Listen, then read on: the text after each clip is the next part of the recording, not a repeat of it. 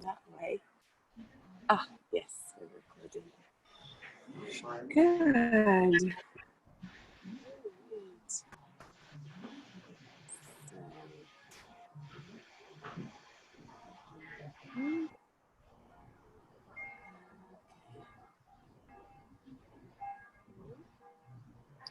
Now the bells are ringing. It is 6 o'clock.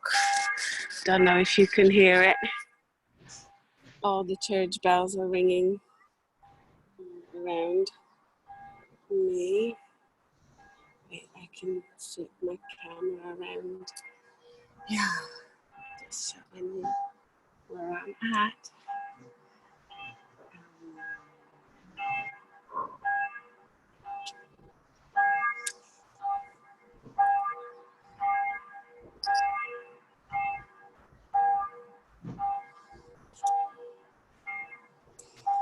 There goes the barge up the river.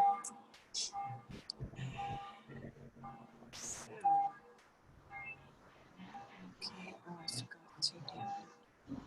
So I'm turning off my my phone's, you know, do not disturb. I turned it on, so if somebody wants to like hop on and count, wait, do I do this? Maybe I'll just mute everyone. Yeah. Okay. So, all right. Before we start the whole tour, for those of us who weren't here last time when I had my first one, how does it work? So, I just wanted to say that because I'm on my telephone with the Zoom, I will not be able to like check the chat. So if you have a questions, don't hesitate to unmute yourself and just ask me, because I'll hear it in my head, in my earbuds. So here we are up in the castle on the River Danube, and I decided to come up here today because I thought rivers are best experience either from the river themselves, right, from the water itself, or from up above where you can actually see what's happening or what it looks like. And because the regular boat service, which is part of public transport, hasn't started back yet since the pandemic, I couldn't do the being on the river part because it's not working right now. But I thought that this would be a good place to begin, and welcome. And so I wanted to talk about why rivers are so important in any city's development, right? Because river was the first form of transportation. If you think about even the colonies, I remember, you know, Charleston in South Carolina being, because it's on the Ashley and the Cooper River, they had access to transportation from inland over to the ocean. So this is again one of the largest, well, the second largest river in Europe, the first one being the Volga in Russia. And it is almost 3,000 kilometers. It stretches through 10 countries, beginning in Germany and going through Germany, Austria, Hungary, Serbia, Romania, Bulgaria, Moldova, what did I leave out? Touching Slovakia, of course, Ukraine. And so, yes, and also has tributaries in 7 more countries. Wait, did I? Yes, so it has a long path, and it goes from the Black Forest in Germany, that's where the source is, goes all the way down to the Black Sea in Romania, where it enters the Black Sea at the Delta.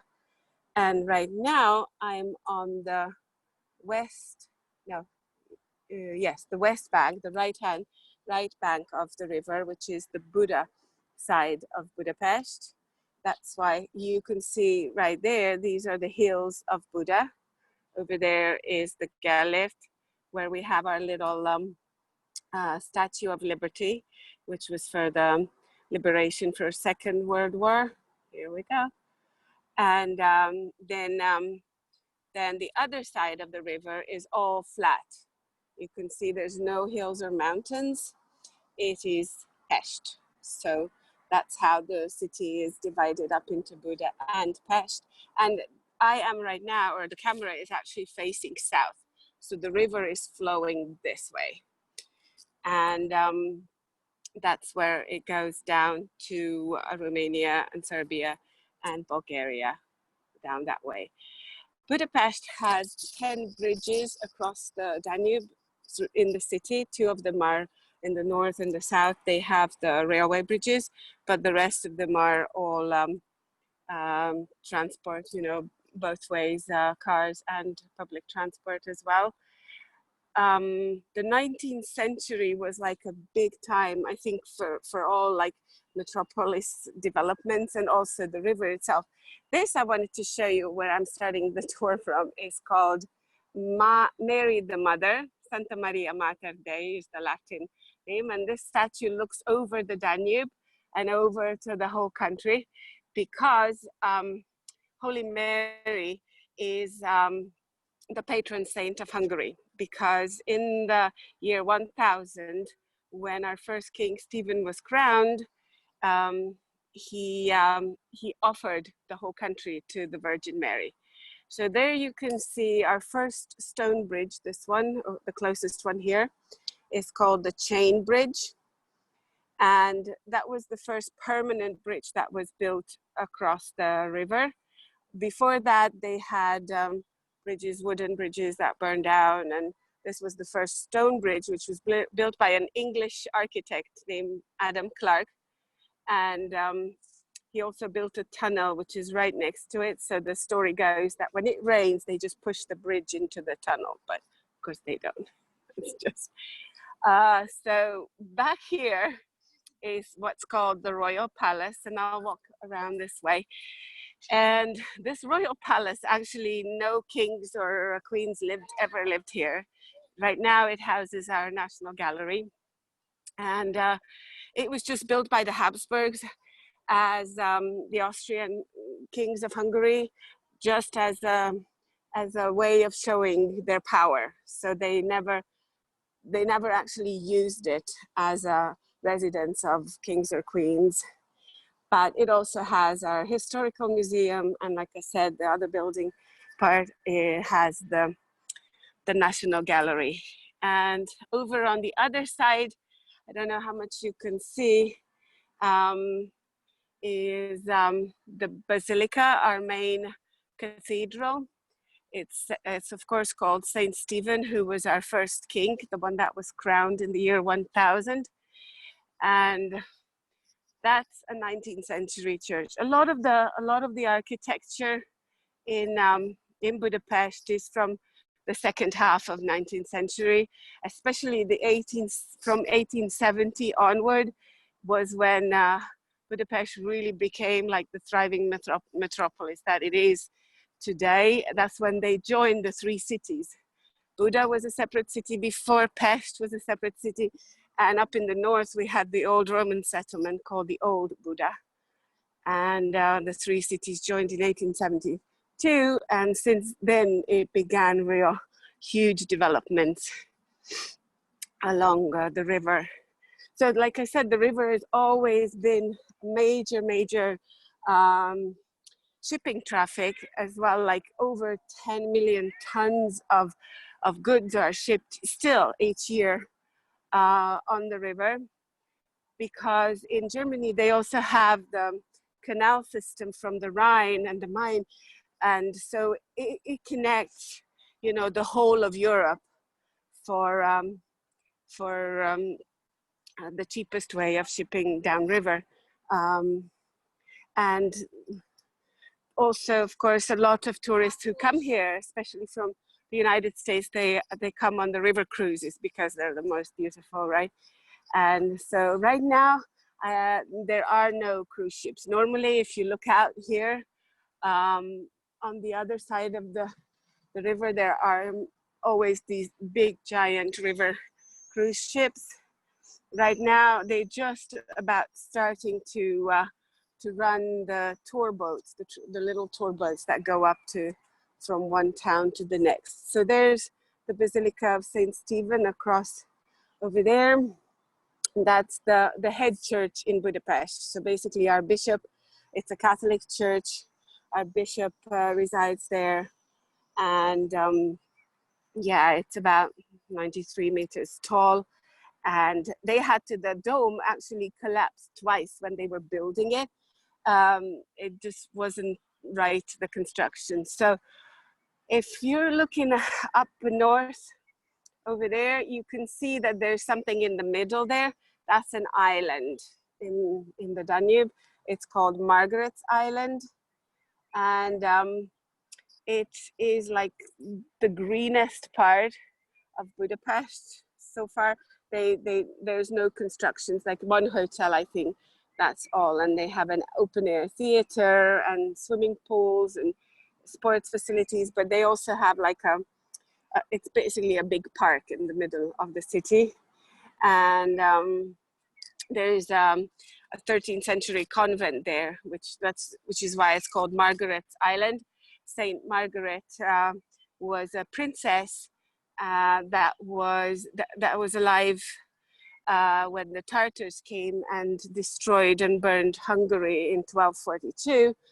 And she, her father, Bela IV, was praying so hard to get to get that devastation away from us. And he said, if we ever survive the Tartar destruction, then I will dedicate my daughter's life to God. And so basically he sent her off to the convent on the island. And she was like a really holy saint, Margaret was. And over on the other side, you can probably see a little bit of it now, is the Parliament building, but you'll get a better view of that once I get over to the other lookout place. I just wanted to show you this much. And there's a story about the chain bridge, Adam Clark's construction. It has lions on both sides of it, 2 lions on each Buda end in Pest. And the stories of the lions are really funny because apparently the architect and the sculptor was, especially the sculptor of the lions, was boasting how perfect his statues of the lions was, how real, lifelike it was. And so he was boasting, saying, you know, if anyone can find fault with my lions, I'll just jump into the river. And so the whole crowd was at the inauguration of the bridge. And then a little boy in the crowd just said, look, the lion doesn't have any tongue. And so the architect had to like jump into the river. So there, I don't know if you can see the lion, it's down there. It's kind of far away. I can see it, but I know what I'm looking for. And I know what I'm looking at. So yeah, let me show myself a little bit. Flip around. So behind me is that, like I said, this is the National Gallery. I actually stood here 3 times 2 years ago when I was here, because there was an exhibition of Frida Kahlo, and I stood in line for 3 hours each time. And the 3rd time I made it in, because every time they only let like, I don't know, 100 people in at a time or something. And it was such a long queue, and I was not giving up. And I actually got to see it on the last day that the exhibition was closing, but I made it in, so, and it was well worth it.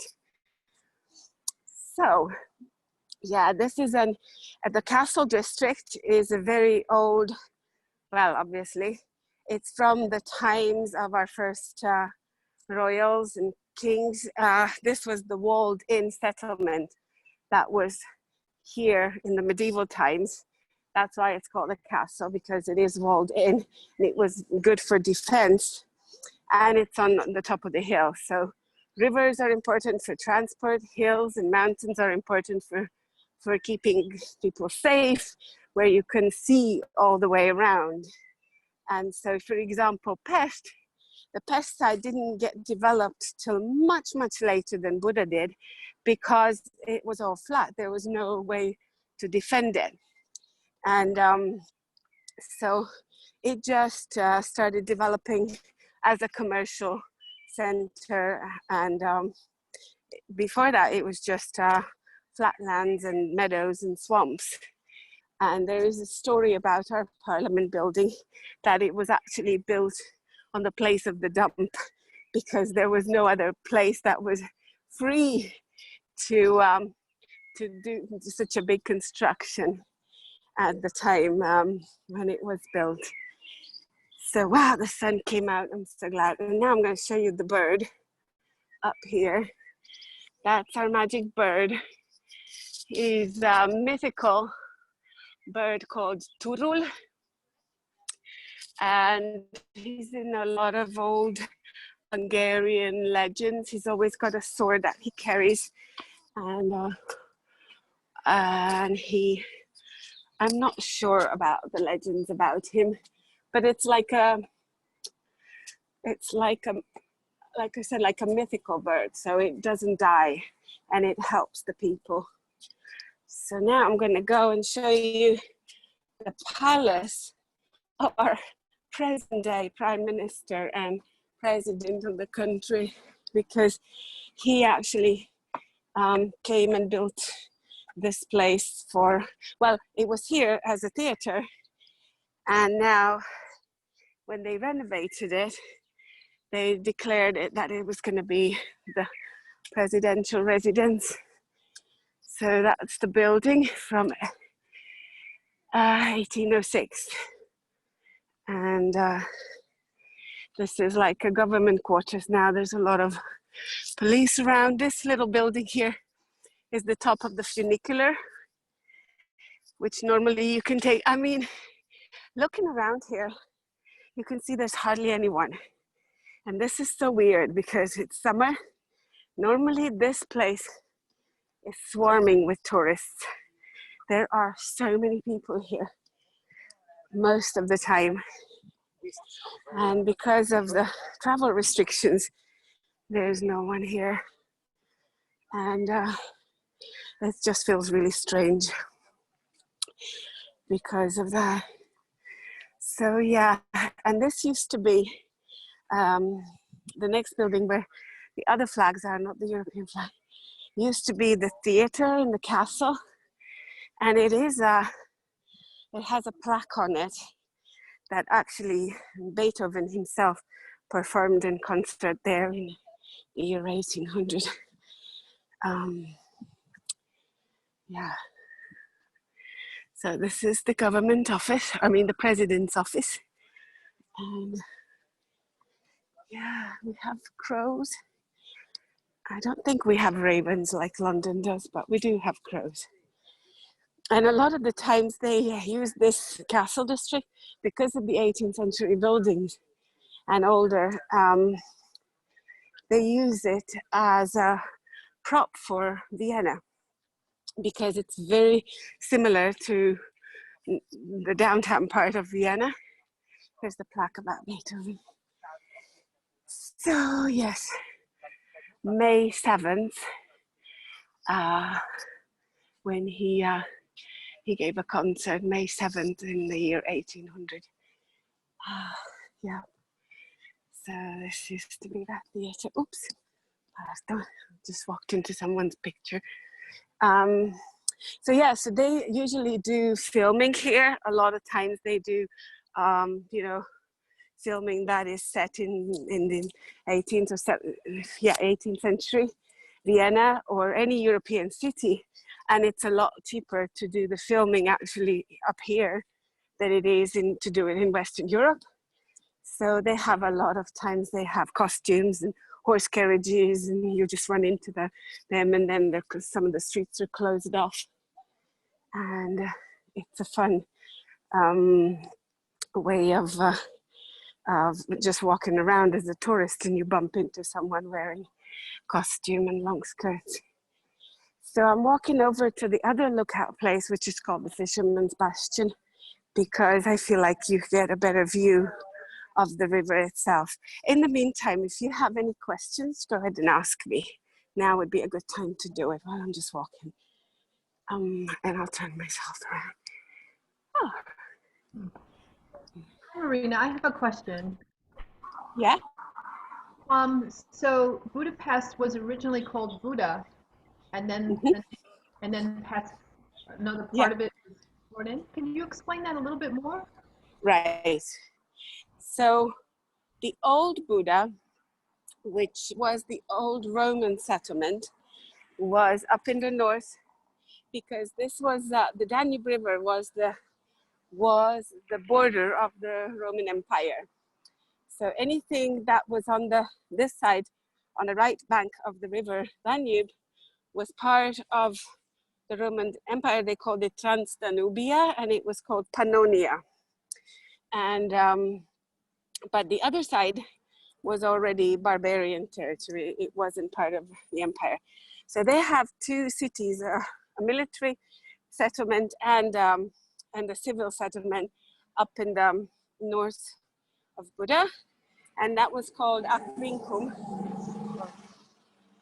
And so that's there. And this part here, where I am right now, is called Buda, and we're on the right bank of the river, on the west side. And these are where the hills are. And the other side of the river is called Pest. And both of these names are a lot older than the Magyars, the Hungarians who are here. They are actually of Slavic origin. Pest, just like the word pitch, is like means a furnace in the Slavic languages. And so the names are actually older than the Hungarian people who were here. There were other people here before us, well before us. The Hungarians only arrived in the 9th century, the Magyars, who Hungarians are the descendants of. And so the cities, they united in 1872, because until then they were like, separate towns. And then they realized that because there's so much commerce, they had like issues with paying toll on the bridges, and they realized it was better if they became one big city. And also, this wasn't always the capital of Hungary. The old capital was Veszprém, Székesfehérvár, even Bratislava at some point was the capital of Hungary, which is now in present-day Slovakia. So, Europe is not, I think, the borders are never kind of permanent here. And they move around, and capital cities move around as well. Yeah, did that answer your question, Donna? Yes, thank you. So, what a fantastic answer. Thank you so much. Yeah. Well, when you have, 1,000 years and you're kind of in the heart of Europe, there's so much that can go on. And you're a small nation, so we get a lot of, storms coming and going, and empires. And I guess I'll explain, like I did last time, about the beginning of the Hungarians when they first entered the Carpathian Basin. They came from the Ural Mountains, from like small Asia, and they came through like the Balkans and then way up. And when they arrived in here, in this territory, they were nomads until then. And the Magyars, then they decided to settle when they were able to unite all the tribes. There were 7 tribes of the Magyars. And then when they came here, they found all these plains, because it was mostly flat lands. And for their nomadic lifestyle, it was great for grazing the cattle. They decided to stay here. And then that was like I said, the 896 AD, right? So this was the time when the medieval kingdoms were starting to get formed. So one of the princes, you know, Geza, who was, I guess you would call him a prince because he wasn't a king yet, but he was like the main one. He decided to actually baptize his son Christian, and that was the big move, because at that time, as the medieval kingdoms were starting to get formed, he knew that his people will have to become a Christian kingdom in order to survive. And so he baptized his son. He had Saint Gellert was his tutor, a Benedictine monk, and then he became, Stephen was the son, and he became the first real ordained Christian king of the country in the year 1000. And they accepted the crown from Rome, from the Pope of Rome, which was again a big decision for them, because they were offered both the Byzantine, the Eastern Christian, and the Western Christian, and they decided to go with the Western Christian crown. So that's why, you know, because they said they're in the center of Europe, it was very important for them to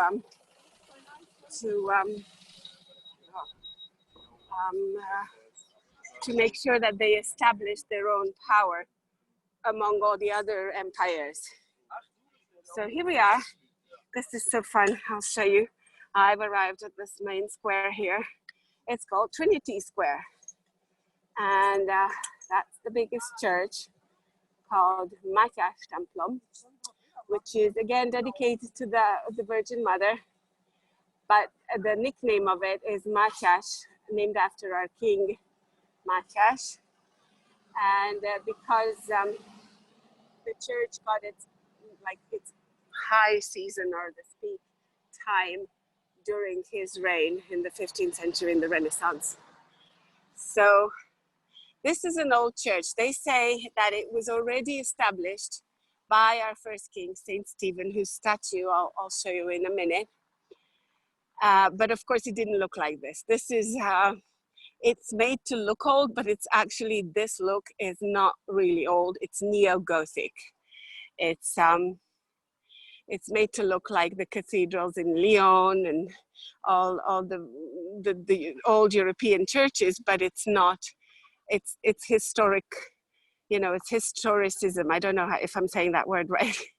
So they wanted it to look like the old Gothic churches, but it's not that old. I mean, this structure isn't. There is an old church underneath it, and even in after the Tartars, they rebuilt it again. It's been rebuilt like 5 or 6 times. It was destroyed in a fire in 1723. After the Turks left in the 17th century, in 1686, they had to renovate it because it had been converted into a mosque from 1640 to 1686. It was used as the Sultan's mosque because the Turks made their seat also in Buda when they were occupying Hungary, the territory of this part of Hungary. So it used to be a mosque, and then they found, once when they were renovating it, they actually found one chapel. I don't think we're allowed to go in right now, but they actually found one chapel which was walled in by the Turks, and then nobody knew about it. And then when they were doing one of the renovations, they uncovered the original, like not the original, but like the medieval church from the 14th century, before the Turks. So that was pretty cool. And of course, I forgot to mention the Trinity statue. I don't know if you can see it in the middle of the square. That's another symbol that every Hungarian city has one, and not just Hungarian. I think Central Europe has it, because it's from the 18th century. The Trinity statues had like a huge meaning, that the place, the town, erected these statues for Thanksgiving, for winning over the plague, because this was always, you know, when there were a lot of deaths in each place, the towns, the cities, for the Black Death. Once that was gone, this was usually what they built in the center of the town, and as a form of thanksgiving, it represents the Holy Trinity, and that's like the old emblem of the Hungarian with the cross and the stripes. It's usually red and white stripes, and then there's underneath the cross the hills, the 3 hills that Hungary is built on, and then there's the Church of Our Lady, and yeah, and I'll go out to the river now. Whoopsie. Now this is more lively than the rest of the places. Normally you can't move here. Those of you who have been here know it's full of people, but today we're pretty mellow. And so where was I? Oh, the Trinity statue, yeah. So here's our King Saint Stephen, and there is a funny story about why he's looking this way and not out towards the river, and it's just like a little, what's it called, a little fallout between the architects and the sculptor. They didn't have a very good relationship, so the sculptor made the statue like show the horse's bum towards that other structure behind it. So it was just the story of Saint Stephen. But he's our first king, and he's on a horseback here, and the crown is actually, you can see the original crown in our parliament building. Yeah, if the museum's open, you can actually go and see that exact same crown that you see on his head,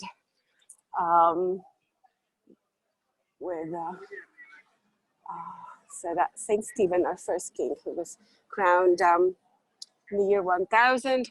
And of course, they say that this church behind me was also established by him. He was very, very strict about dividing up the country into 10 dioceses. And so he basically built up the kingdom from scratch, because it was, before that, it was a tribal culture with you know, clans and families and being. I'm gonna go up to show you the river finally. So it was a tribal culture, and then he had to like build it up into a feudal system where he had lords, landlords, and the churches. He established all the dioceses and some monasteries, and said everybody has to pay me 1/10 of what they make. And that's where all the, is it called tithing, I think, maybe, comes from. Yeah. So here we are now. Come back up, and this is a different view again. That's why I wanted to come up here, because you see the same bridges and the same rivers with a totally different view. So there's the chain bridge, a little bit different than it was. And then, let's see down here. These are like the little bastions. And the nice thing is you can come in for free now. Sometimes they make you pay to get up here, but now they don't. So there's the chain bridge and the buildings on the Danube.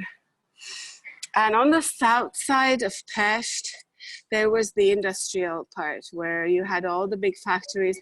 I don't know if you can see the Budapest Eye, which is like a big Ferris wheel around there in on the Pest side, behind the big hotels there. They tried to do that as a new thing. And then from here, you can actually see the parliament better. So That one was built as like the idea came from Westminster in London, obviously, but they said it's not as big and not as old. This again was a 19th century project, and they had the architects make a competition for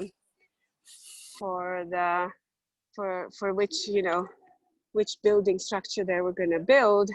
And actually there were two other ones that were very popular with the public, so they built those other two, and they're behind the building itself. They're actually there. One of them is the Ministry of Agriculture, and the other one is the Museum of Folk Culture and Folk Art. And yes, there's St. Anne's Church right down here on this side still. And then there's the island over there. It's a lot closer now, you can see. And maybe, I don't know how foggy and how clear you can see the picture. I mean, the further away, that there are hills on this side, and then there's like nothing on the other side. For a long time, it's all flat, just a few hills. And of course, Hungary does not have high mountains. Our highest mountain is 1,014 meters above sea level, which is what, like 300 feet maybe? I'm not sure. So we don't have high mountains. They're really old mountains.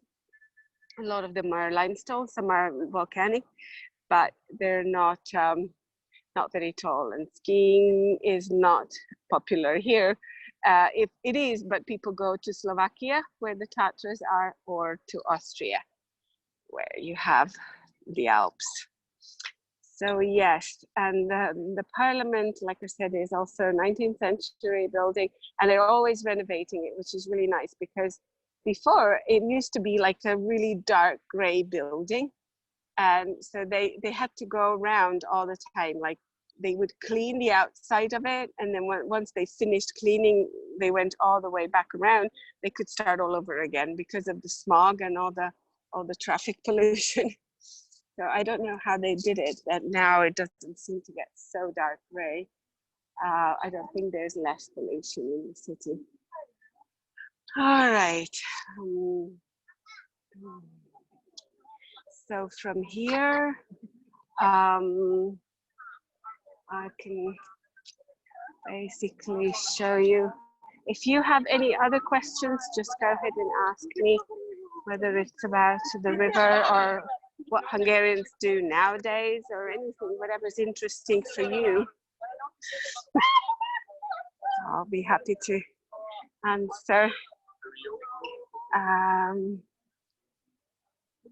Right now, we're not really experiencing the virus situation. Luckily, we still have to wear masks on buses and trams, but we don't, you know, there's like no, well, they said you can't have concerts more than 500 people, I think, but they also allowed people to go to church without a mask, with its social distancing, but not necessarily the mask. So that modern building is the Hilton behind the church. It's right literally next to the church. So yeah, I don't know what maybe this way. What else? So what I really enjoy about the city is the fact that the public transport is incredibly good. So whoever wants to come here, I always suggest don't bother getting like this tour bus ticket, you know, the hop on, hop off, you know, because if you just get like a bus pass, or it's good for everything, for the metro, for the trams, the buses, and there's also a little app that you can use. You get around everything and you can see everything with it. And it's a lot cheaper than the tour buses. And what else? The language is Hungarian, is related to Finnish. It's a Finno-Ugric language. We're not related, or maybe Estonian is another relative, but none of the other European languages. It's not Indo-European. So we have 29 cases of ways of saying one word, and it's an agglutinative language, which means we stick inflections on the beginning and on the end of each word. So that means it's not like prepositions like in English. So grammar is super difficult, and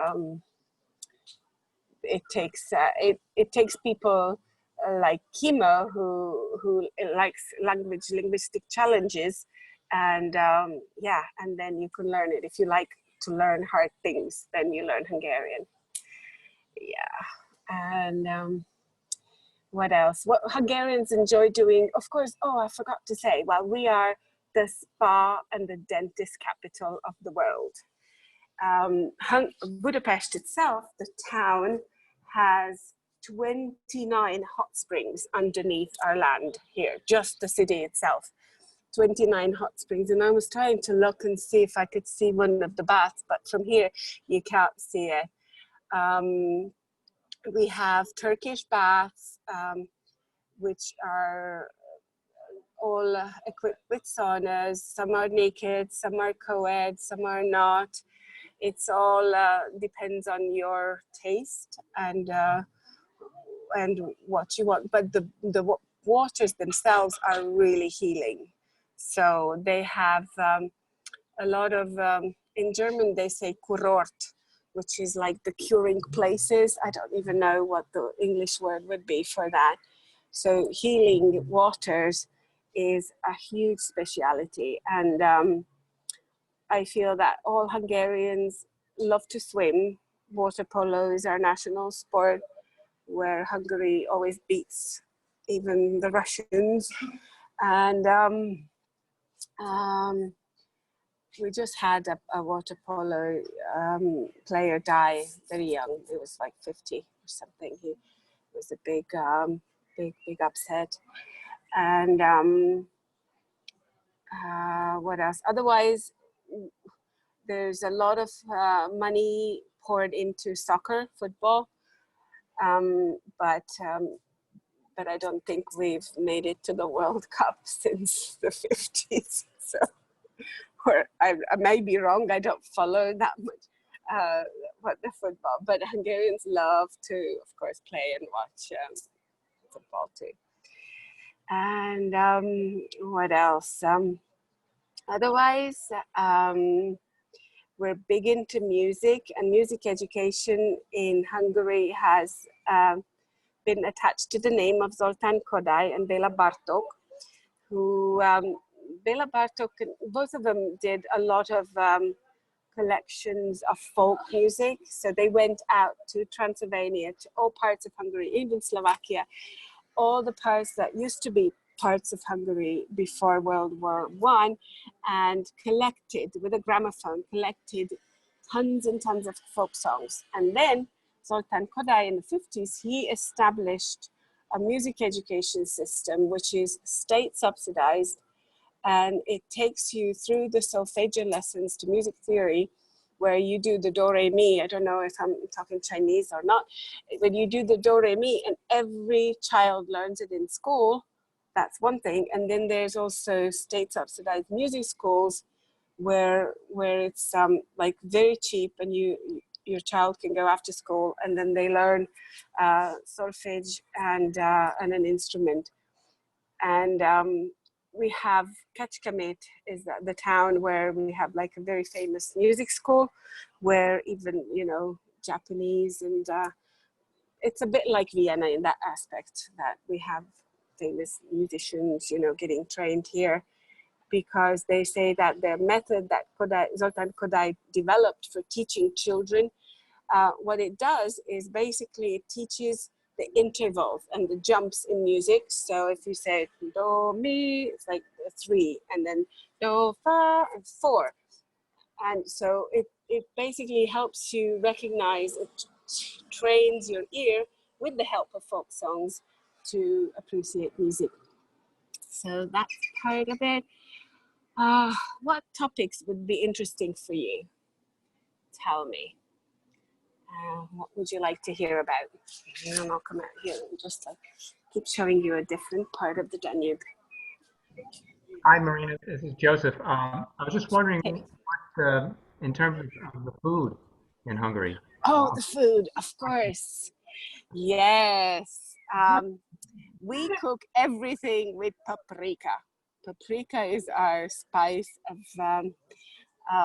making it beautiful and red. But the funny thing is, a lot of Hungarians use only the sweet paprika, not the spicy part. And for example, it's an acquired taste. Children normally don't eat the spicy, flaming hot stuff. And I didn't start liking it until quite recently. So we use paprika, onions, and peppers and tomatoes in almost everything. It is very hearty food. I would say it's not like salads and things. It's more like heavy food, you know. It's goulash and fried bread. And my grandma had to be like, she used to still cook with lard, and she just went over to cooking with like vegetable oil in my 20s. And she even still then, she would still kind of like put a spoonful of lard in it just for the taste of it. She said, oh, it's like, it doesn't taste good if it doesn't have lard in the food. But it's changing too. I think the traditional ancestral foods are not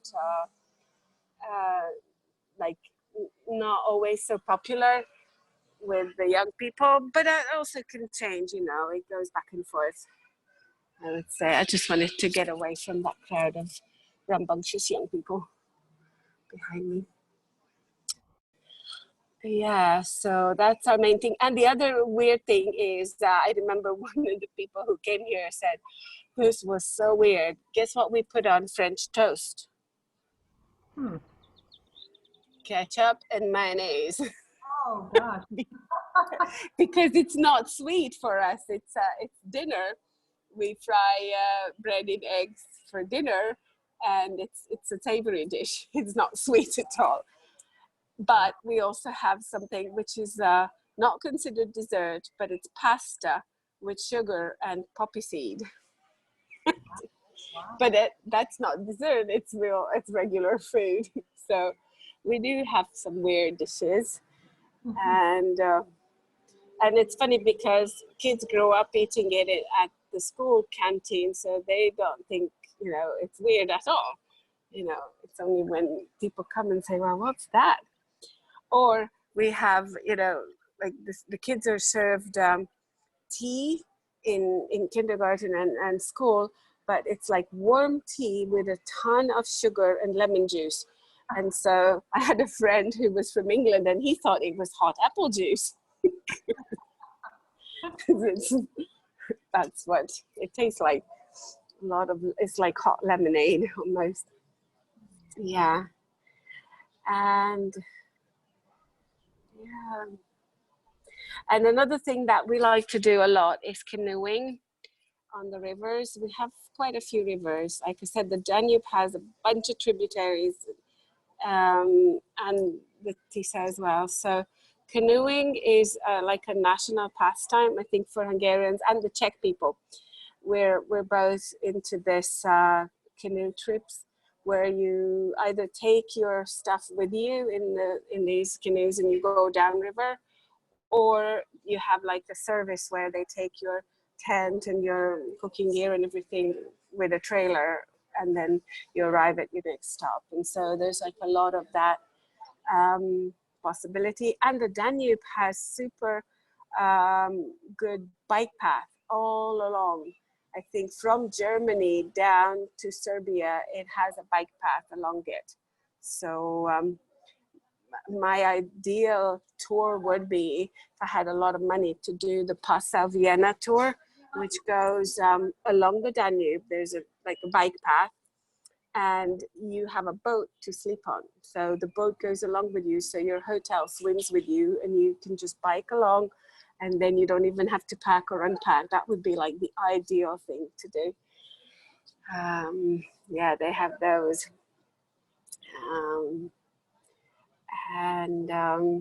So there's a lot of bicycle riding here, but not so much like the Dutch people. You know, it's like here people use bikes in the countryside as a means of transport, not as a hobby. So a lot of times, you know, when I used to live in West Hungary in Sopron, I would ride my bike to work because that was just the easiest way to get there. And yeah, but here it's a lot of traffic, so I wouldn't really feel like doing it, although people do. And especially I have friends who said that when the pandemic came, they didn't want to ride buses because, you know, it was kind of more dangerous. And yeah, thank you, darling. Bye. And so they just decided to ride bikes instead once the weather got better. All right. Well, I am like wondering what else to talk about right now. If Marina, this is Lori. I had raised my hand to ask you a couple questions. okay, I'm sorry, I can't see the raising question. And please ask your questions, Laurie, darling. That's okay. Thank you. First of all, this isn't a question. I want to just tell you that your country looks absolutely beautiful, and your guided Aww. tour is wonderful because I feel like I'm almost there with the way you're doing it. Also, this time around, as opposed to the last time, I can hear you better. I can see things better. So I just wanted to give you those compliments to let you know, first off, that it's absolutely wonderful. Thank you, Laurie. Thank you so much. You're welcome. Second, you kind of answered my first question a little bit. I was going to ask how far the Danube goes, like how many countries, because I've looked at like different tours, like the Viking tours, and I've looked at the different ones, and I could never fully tell how many countries that goes through. Yeah, I think the tours, they have different ones. I believe you can do the whole thing, which is almost, like I said, 3,000 kilometers from Passau, from Germany down to the Delta. And the largest part of the Danube is actually in Romania, the largest, the longest section. Yeah. That's great. And, but also, you see, you have the three capital cities, Vienna, Bratislava, and Budapest, are all on the Danube. So if you come that way, that's kind of like the nicest thing, because you get to see all three capital cities. Although, if you can, and I don't know if the Viking, when they're gonna like restart, you know, give yourself extra time for Budapest, because they only stop here for, I think, 1 or 2 days, and that's just not enough. There's so much to do here. So some people, I've heard that you either end it here or you begin here, and then you can add, you know, on extra days at one of the ends of your tour, which, you know, I feel like it's really worth it, because there's just a lot to see and do here, and you don't want to miss this part. And you mentioned Budapest and Vienna. What was the third one? Bratislava. It's the capital of Slovakia. Okay. Bratislava, and it has a Hungarian name, Pozsony, which, like I said, it used to be capital of Hungary as well.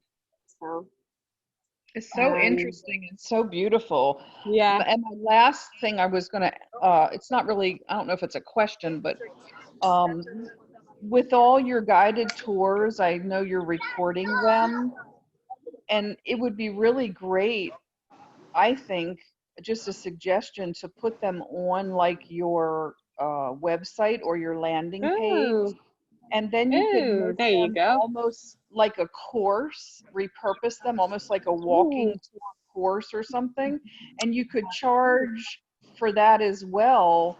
And it would cool. almost become like an evergreen product and, you know, help Yay. your passive income that way, because it really is Hmm. very interesting and very beautiful. And for a lot of us that have never been there, I think you could really have something there. Oh, thank you. Such good ideas, Laurie. Thank you so much. Wow. You're welcome. I've Definitely enjoyed it very consider that. much. Thank you. Well, that's the whole idea, isn't it? Is that I just can be your eyes and, you know, show you what I see right now. Yes, Yeah, thank you. Thank you, sure. dear. And I'm glad that the sound is better, because like I said, I'm still learning, and I feel like last time the sound was difficult because it was so windy. It was Right. really windy, the day was. And Which you can't control that, you know. yeah, yeah. Um, Very good. yeah. Thank you.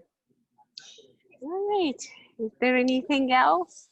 Just thank you. I was there this time last year, and it was Yeah. just so crowded. And the day we went up there was pouring rain. Oh. So it was nice to, yeah, we went through the museum or the art gallery, just like my feet were soaked. Yeah. It was just and it's neat to hear your perspective too. I mean, we did. My uncle grew up there, and then came to Canada when everybody left in the 50s. And but where was I going with that story? Oh, I got sidetracked. You were saying about the gallery. Oh, so we did these walking tours that start, like, they're locals and they're, you know, donation. Yeah. Like what you were saying, like, don't pay for the big hop on and hop off bus, and free, because those walking tours were fabulous. They had like a communist tour, they had a Jewish tour, they had like, and they were reasonable. And then you just get to walk, like if you like to move. Yeah. So yeah, anyway, I really appreciated your perspective though. So Thank you. Thank you, Arthur. Yay. All right. Oh, yeah. And it's so weird to be back here and just coming up, you know, and seeing my own home where I grew up with eyes that are different. You know what I mean? It just, I mean, I always ask myself, well, what would an outsider want to see here? What would they want to know? And because I take it for granted that it was always here and it's always looked like this. So what's the big deal? Yeah. And some of the bridges are like really old. Some of them are more modern. But the one that's, the train bridge is the oldest one, but then there's one that's 2 bridges down over there. It's the green one. It's called the Liberty Bridge. That's one of my favorite ones because it's just, I just like the beautiful architecture. The one behind the white one. I don't know if you can see it from here. Yeah. So, and yeah. Marina, I had one more question. Go ahead. Yeah. First of all, maybe 2 things. I just want to say how fascinating it is to me about all the aspects of wellness. The idea of the language and being able to sort of, you know, the cells growing in the brain with the aspects of the language and how far you can go with that.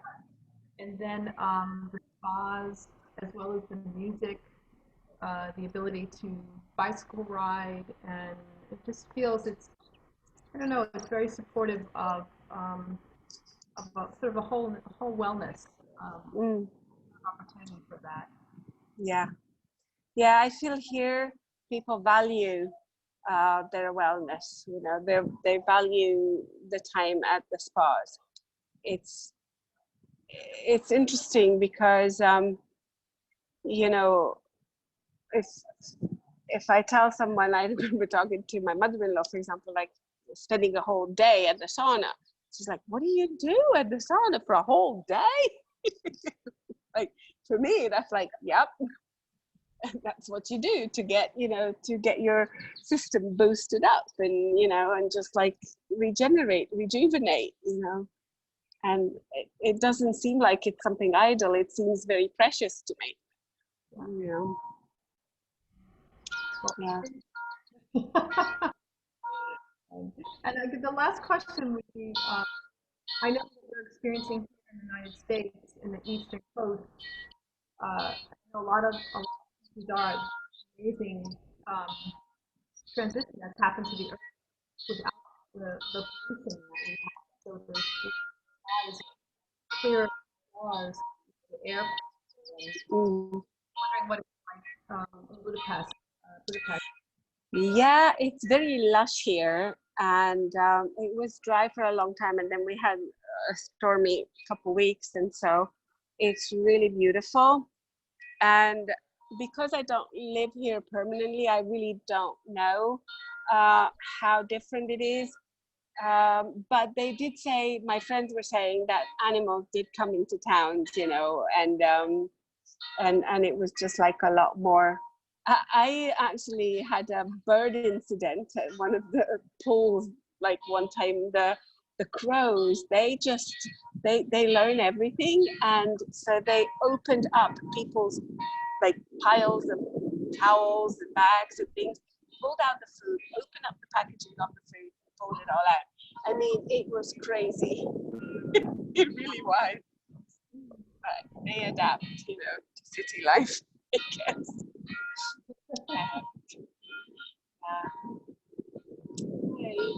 So yeah, that's what's happened. And also I heard that in the mountains, they had bears come down, which is really rare for us. So that's been like really rare. But I think they came from the higher mountains, so maybe from Slovakia.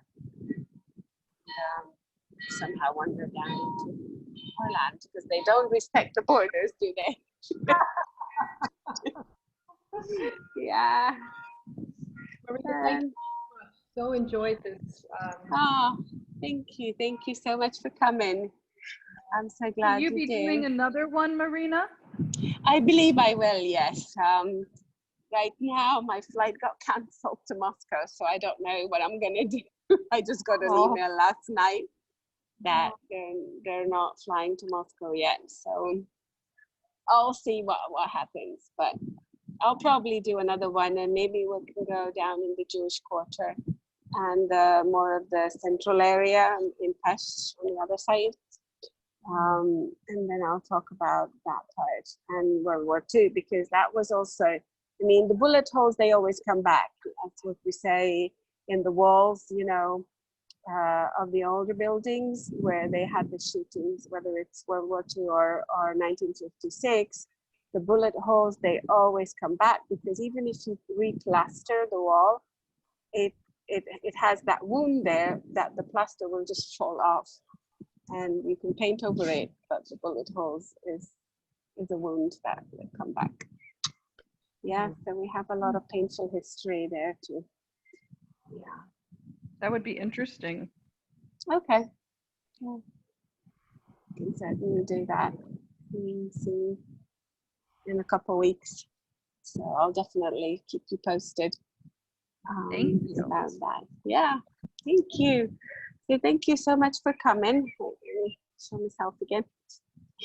And enjoy the rest of your day. Yeah. And thank you so much. Thank you, Marina. It was lovely. Thank you. Wonderful. Thank you. Thank you so much. Thank you. Take care. Bye. Bye-bye. Bye.